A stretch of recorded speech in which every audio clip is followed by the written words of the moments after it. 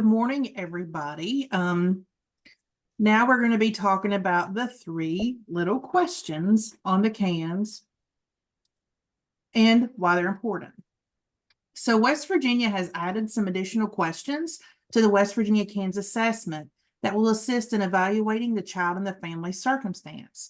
And today's training will introduce you to those questions, where you can find them, and we actually have a tool that will assist you in answering those questions as well.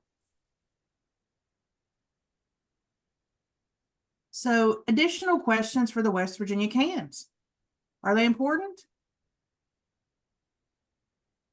Yes, they really are. At this very moment, these questions can be found on the demographics screen in the West Virginia CANS system.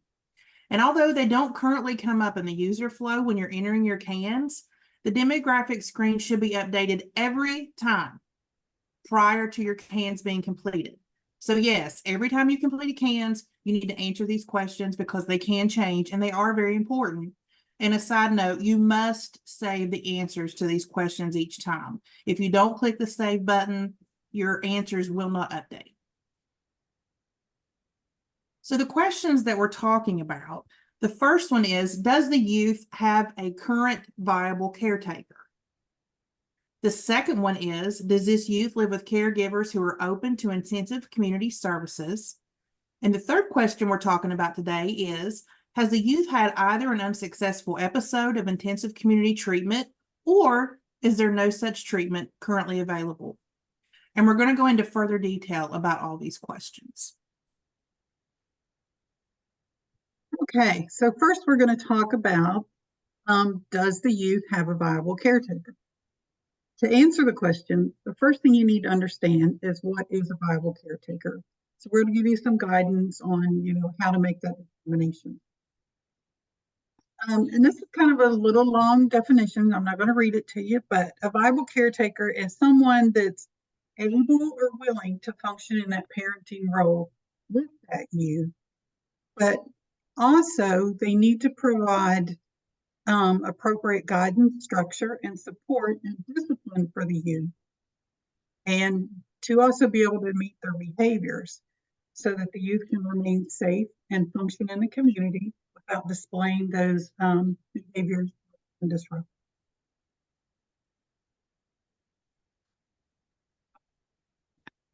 So now, all caretakers are not viable caretakers. So in the previous slide, they do need to be able and willing to meet the needs of the child. But you may have a caretaker who is willing that may not be able to take care of that child and meet their needs, such as you may have a caretaker who has a lot of health problems. You may have extreme special needs for the child.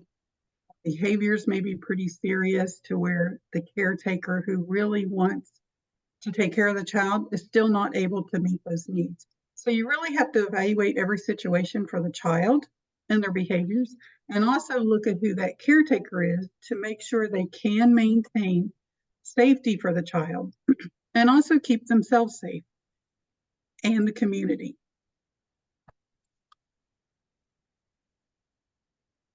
Then you're also going to have those caretakers who you may initially determine that are unwilling. And it could be a parent or a relative or even a previous foster parent who says, I don't want the child back in my home. I'm not willing to take care of them because of behaviors. They assaulted me or they did destruction to my home, so I'm not willing to let them come home. But you really need to not write them off immediately. What you need to think about is, has the youth been through some kind of treatment program? Maybe it's 6 months down the road since you've actually seen the child or had the child in the home. You need to really talk to that person and explain what kind of treatment the child's had, how their behaviors may have changed, what kind of supports can be put in the home to help them. And then you could actually turn someone who's initially unwilling into a willing caretaker with the supports and services in place.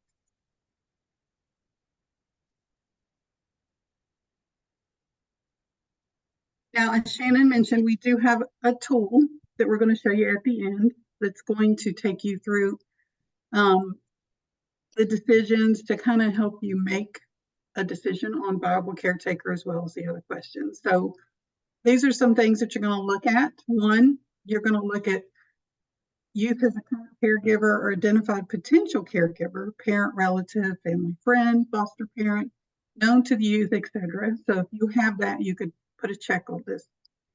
Then you look at the next one. It's the youth's current needs, strengths, and potential services. Placement have been explained to the caregiver or potential caregiver. If you've done that, then you would put a check mark on this one. Next step is this caregiver, potential caregiver, is able to provide the identified support needed and placement for the youth and maintain safety. If you have that, then you would put a check mark.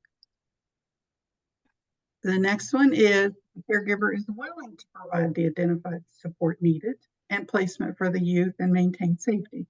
If you do have that type of a caregiver, then you would put a check mark.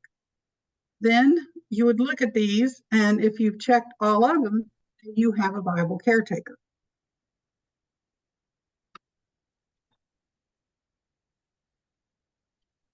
But I'm going to remind you here of a couple of things. The first thing you need to think about is, let's say you checked off all of those statements except for the last one that says willing. So you really need to relook at it again just to make sure that person is not a willing caregiver. If you have explained all the services and the supports that could be put in place, just to see if they could possibly be willing. The other thing you really need to remember is when you're doing the cans, if you check that they have a viable caregiver, then you must complete that caregiver section of the can. Very important. It does play into the decision support model. So you really do need to do that caretaker section, and you don't want to just put all zeros, or you really need to think of each item on there and write it appropriately. And most importantly, you should always evaluate the caretaker to ensure they're able to. This section should be constantly reviewed because the appropriateness of that caregiver could change throughout the case. It could change, within 30 days. So really evaluate the caretakers on a continual basis.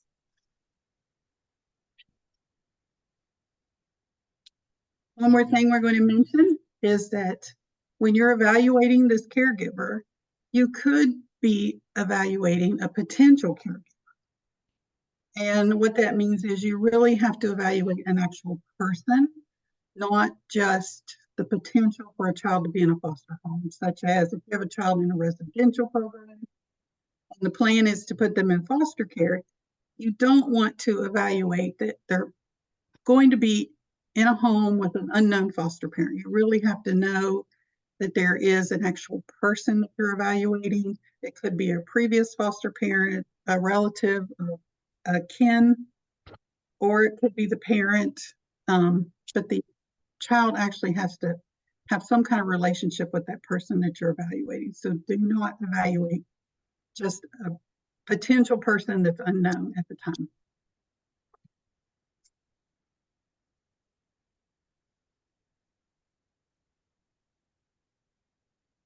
Okay, I'll get back to Shannon.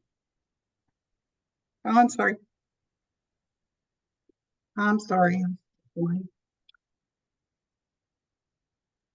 You're good. I was muted. Oh, I'm sorry. I was like, wait a minute. Okay. So now we're going to talk about services. So our question here is, does this youth live with caregivers who are open to intensive community services? So to even get this far, you would have to have met the definition of what Christina just talked about. Do we have a viable caregiver? So to answer this question, like we said, you need to actually determine if you have that viable caregiver or caretaker who is open and willing to cooperate with intensive community-based services, such as wraparound, counseling, therapy, drug court, etc. And this really is something that you want to look at as far as, if you have a caregiver that is viable, but they don't want any services, and you know the child needs services, that may be another concern in itself. But the next question here will provide more detail on intensive community-based services. So here we're really looking at the caregiver openness to services. And we do have this in our checklist, and you'll see this in the tool that Christine is going to go over here in just a few minutes. But we're looking at, does this youth live with the caregivers who are open to intensive community services? So your first statement here is youth has a viable caretaker. And this would be the person who the youth is currently living with or who they will live with in the future. So again, to go further down, you have to make sure they have a caretaker. The second block says the caretaker is open to cooperating with intensive community-based services. And you're going to see the next question for examples of these services we're speaking about. But if you're able to check both of these statements, then you do have a caretaker who is open to intensive community-based services. The third question that we are talking about today is, has the youth had either an unsuccessful episode of intensive community treatment, or is there no such treatment that's currently available? And to answer this question, you need to evaluate the youth's history of services, as well as the current availability of the services in the community the youth will reside in. So you really have to be specific to where the youth either currently resides in or will be residing in if they are moving, say, for example, out of a residential placement. Previous intensive community-based services are services that have been provided to the youth and family in the past while the youth remained in a home setting at a level that assisted the youth and family in maintaining the safety and well-being of the youth. And some of those services could be in the form of wraparound, frequent therapy or counseling, truancy programs, etc. And these are not all the services.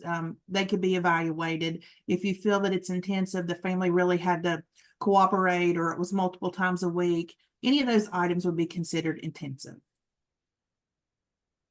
And again, referring back to the tool that Christine is going to show us in just a moment, this is our checklist. So first we look, the youth has had wraparound in the past. The youth has had some type of intensive community-based counseling or therapy, a truancy diversion program. They've been in drug court or the YRC, the Youth Reporting Center program. They've had some form of services, any type of service really that can include socially necessary services, safety services, juvenile victim offender mediation, functional family therapy, positive behavioral support, and etc. And we say etc. here because this is where if they've had other services that you feel would be intensive, you would mark that box. So if you check any of the above, then the youth had a previous episode of intensive community-based services. And the block here says services are available in the community to meet the youth's needs. So if you check this box, then you have community-based services available to meet the youth's needs. So remember, we have to always evaluate the family and the child with these questions in mind. Do they have a viable caretaker? Are those caregivers open to intensive community services? And has this youth had either an unsuccessful episode of intensive community treatment, or is there no such treatment currently available? Again, a reminder, these questions must be answered prior to each CANS being completed and entered into the system. The CANS will produce a decision support model that looks at level of care, and without these questions being answered, that will not run. So again, these questions are required when completing a West Virginia CANS, and an electronic version of the additional checklist tool is available at, and we have question marks here, but it's actually going to be available on our website along with this training, and it will be uploaded within the next week. And for additional help, you can contact Christina or myself, or really any Marshall team member. We're always here and happy to assist you with anything related to TCOM or the CANS. It is our pleasure to do so to help you assist these youth that you're working with. Okay. This is just a little checklist. We made this tool to kind of help people make some of the decisions on whether they have a viable caretaker, if they're open to services, and if the services are available, if that youth has had previous services. Now, we went over these within this training, but I'm just going to quickly go over them again. So what you could do, you could actually download this and print it out, and you can just make a little check beside each box, and it'll kind of walk you through. The first thing you want to look at, you do want to do them in order. So you want to look at, do they have a current viable caretaker? Some of the things we talked about. Do they have a current caregiver, identify a potential caregiver, which could be a friend, foster parent, parent, or a relative of the child, and that the youth's current needs, strengths, and potential services have been explained to that caregiver or potential caregiver. Then is that caregiver or potential caregiver able to provide that support? And are they willing? So you want to check off all of those. And as it indicates, if you've checked all those statements and you do have a viable caretaker. If you don't have a viable caretaker, you still need to answer the rest of the questions. So you can go through this to the next section, which is question 2. And this is, does the child live with a caregiver that's open to services? So if you have a viable caretaker, you would check the first box, and then you have to indicate whether that person is open to services. If they are, then you would answer yes to that question in the CAN system. If no, then as Shannon indicated, there's another issue you need to discuss. If you do have a viable caretaker, but they're not willing to have services in the home and the child needs services, then that's something that probably needs to be discussed with everyone involved with the child.